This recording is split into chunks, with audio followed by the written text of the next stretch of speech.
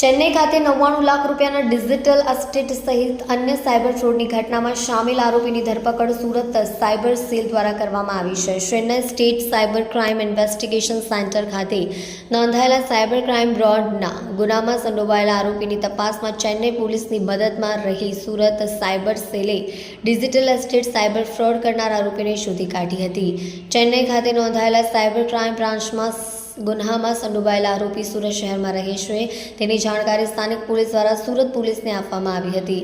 Surat cyber crime police દ્વારા અલગ અલગ ટીમો બનાવી વિવેક ભેલડિયાની ધરપકડ કરવામાં આવી છે. આરોપી સુરક્ષાના પુણાગામ ખાતે આવેલા ઈશ્વરનગર સોસાયટીમાં રહેતો હતો. અનેક લોકો સાથે ડિજિટલ એસ્ટેટ કરી સાયબર પ્લોટની ઘટનાને અંજામ આપતો હતો. આરોપી ડિજિટલ એસ્ટેટ સાયબર ફ્રોડના ગુના માટે તેમજ અન્ય સાયબર ફ્રોડના ગુના માટે લોકો પાસેથી બેંક એકાઉન્ટનો કમિશન ઉપર લઈ આગળ ઉપયોગ કરવા માટે આપતો હતો. તેમજ ડિજિટલ એસ્ટેટ સાયબર ફ્રોડ ગુનામાં આરોપી દ્વારા ઉપયોગ માટે આપવામાં આવેલા પ્રાઇવેટ બેંકના એકાઉન્ટમાં ₹99 લાખ જમા થયેલ હોવાની હકીકત પણ પોલીસ તપાસમાં જણાઈ આવી છે.